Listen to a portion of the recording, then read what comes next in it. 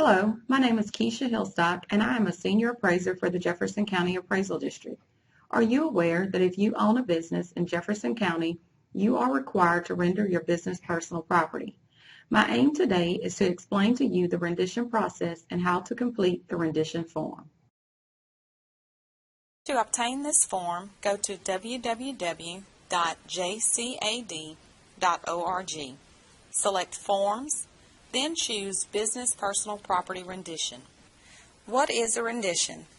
A rendition is a form that gives the appraisal district information about the business personal property that your business owns. This information will be used by us in conjunction with information from similar businesses to estimate your business's property value. Information that you provide in a rendition is confidential. It cannot be disclosed to third parties except in extreme circumstances such as by court order. What needs to be rendered? Jefferson County businesses are required by law to file a business personal property rendition form. Personal property used to produce income is taxable by law and must be rendered, or a 10% penalty will be assessed. This would include furniture and fixtures used in your business, as well as other items used to produce income, such as equipment, machinery, computers, inventory, raw materials, finished goods, work in process, and vehicles. What are some important dates and deadlines? The first date that you should be familiar with is January 1st. This is the date on which all property is valued. This takes into account the fact that property, especially inventory that you may own, may vary during the tax year. The official appraisal date is January 1st. Another important date is April 15th. This is the deadline to file your rendition. If you decide to file your rendition by mail, it must be postmarked on or before April 15th.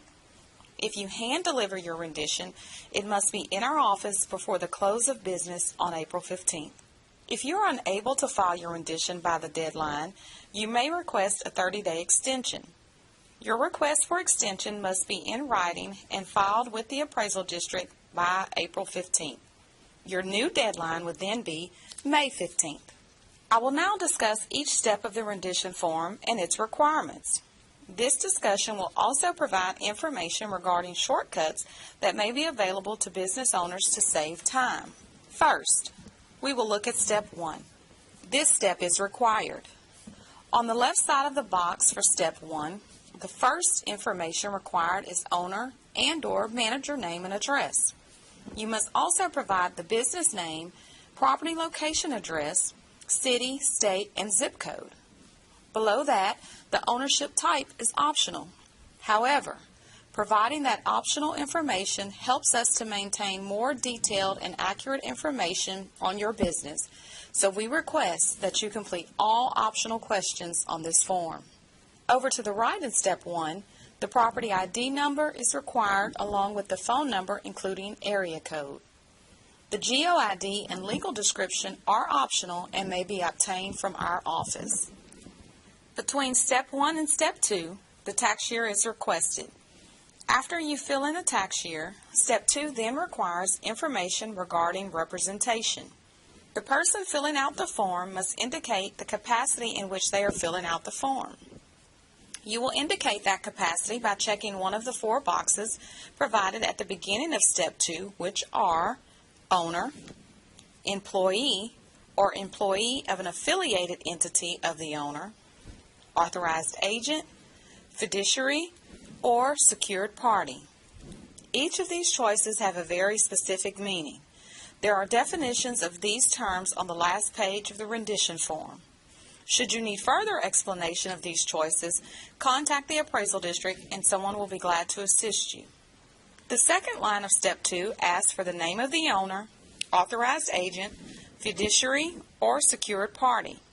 Also requested are the present mailing address, city, state, and zip code, as well as the area code and phone number for the person listed in the answer to the previous question. Please fill in this information completely. The third part of Step 2 asks whether you are a party with a security interest in the property subject to this rendition and whether the historical cost new is more than $50,000 as defined by Tax Code Section 22.01 C-1 and C-2. This generally will apply to someone other than the owner of the property being rendered and will not likely be a concern for the majority of filers.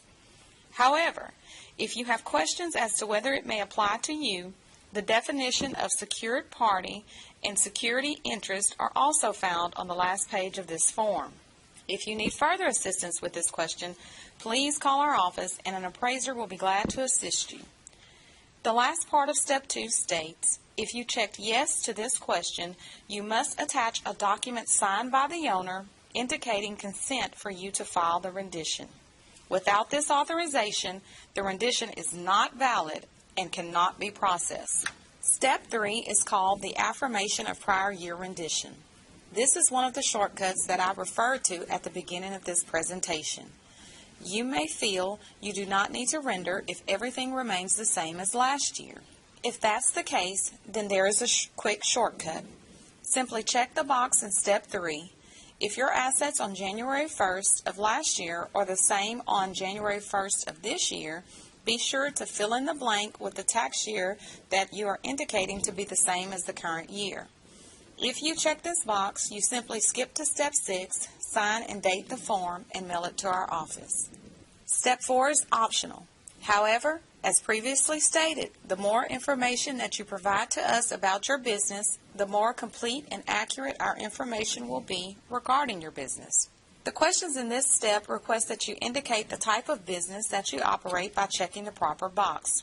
Also requested is a description of your business. If the business was sold, the date sold is requested along with the business start date at new location, new owner information, and the new location. Over to the right in Step 4, you are asked to provide the square feet occupied, sales tax permit number, business move date if the business has moved, and the business close date if your business has closed. The last line of Step 4 asks that you check the yes or no box as to whether assets of the business remained in place as of January 1st. It then provides basically another shortcut by allowing you to check a box if your business owned no taxable assets in Jefferson County as of January 1st. If you check this box, then you would have nothing further to do except sign and date the form. Step 5 moves into questions regarding market value, which is the real substance of the rendition form. The first question under Step 5 provides two boxes. One is to check if the total value of all of your business personal property is under $20,000, and the other should be checked if the market value of that property is $20,000 or more. The instructions further provide that if you check the box for under $20,000, you need only complete Schedule A and, if applicable, Schedule F. Therefore, if you have under $20,000 of property to render, you may render it all on Schedule A. There are three questions at the top of page 2 that are optional. These questions should be checked yes if any of the items listed apply to your business. The first one asks if you timely filed for a September 1st inventory date. The Texas Property Tax Code provides at Section 23.12F that the owner of an inventory may elect to have the inventory appraised at its market value as of September 1st of the year preceding the tax year to which the appraisal applies. An application must be filed with the chief appraiser to have the inventory appraised as of September 1st. If you timely applied, please check yes. The second question asks whether your inventory involves interstate and/or foreign commerce. If you believe that your business is involved in either interstate commerce or foreign commerce, please check the yes box.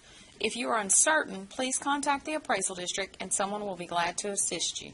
The third optional question seeks to discover whether your inventory involves free port goods. If you believe that it does, please check the box marked yes. If you are uncertain, the appraisal district will be glad to assist you. Schedule A is titled Personal Property Valued Less than $20,000. In the first column, you must provide a general property description by type and/or category. This could be furniture and fixtures, equipment, machinery, inventory, or any other general description of the property. In the second column, you must list the quantity of each type of property. Columns 3 and 4 allow you to provide us with either your good faith estimate of market value or the historical cost of the property when new and the year acquired. Your good faith estimate of market value will be what you believe the property to be worth as of January 1st.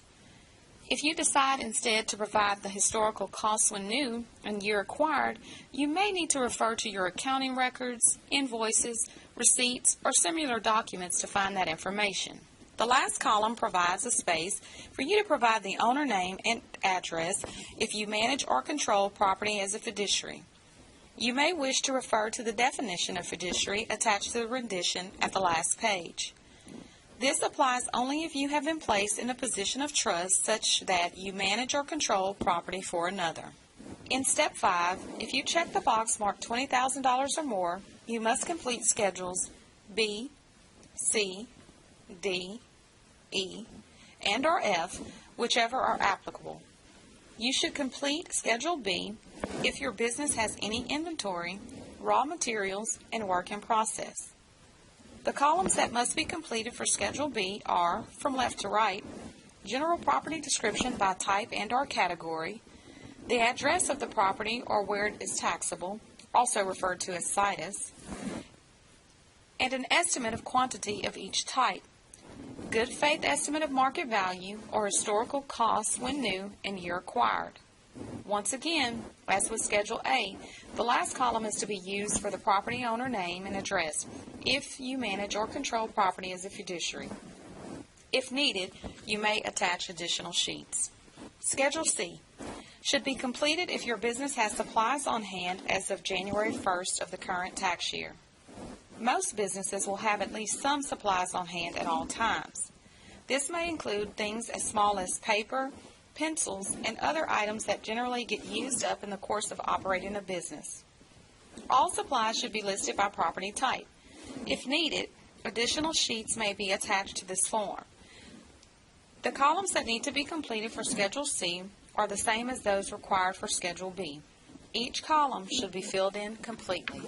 Schedule D requests information regarding company vehicles, trailers, and special equipment. Only vehicles that are licensed in the name of the business should be listed.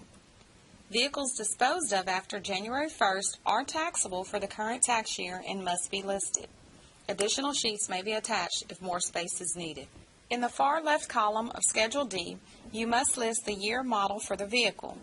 Moving to the right, the next three columns, make, model, and vehicle identification number, are all optional. However, as I've previously stated, the more information you provide, the more complete and accurate your information will be reflected in our records. Therefore, this information is important to us, and we ask that you provide as much detail as possible. The next three columns are the same as the previous schedules, requesting a good faith estimate of market value or historical costs when new and year acquired. Schedule E is the place where you list furniture, fixtures, machinery, equipment, computers, and other items not listed in any other schedule. Within Schedule E, there are actually 6 separate schedules. The first one is for furniture and fixtures. The second one is for machinery and equipment. And the third is for office equipment. From left to right, you must provide the year acquired and historical costs when new, or a good faith estimate of market value. The next 3 schedules, in order of occurrence on the form, are used for computer equipment, POS and or servers and or mainframes, and other. The information required for each type of property is the same as listed above. Year acquired and historical costs when new, or a good faith estimate of market value. In the last schedule, under Schedule E, you are requested to list any other items not listed in any other schedule. Schedule F requires information regarding any property that is in your possession or under your management on January 1st by bailment, lease, consignment, or other arrangement. This is essentially a request for information regarding property that you may be using in your business but you do not own. Any leased vehicles should be reported in Schedule F. You must list the property owner's name, address, and a general description of the property. This property will not be taxed to you, but the requested information is necessary so that the property may be placed on the tax roll under the proper owner's name and taxed to them. The final step of the rendition is step 6, located on the first page, which requires that the form be signed and dated. When you sign the document, you are attesting that the information contained on it is true and correct to the best of your knowledge and belief.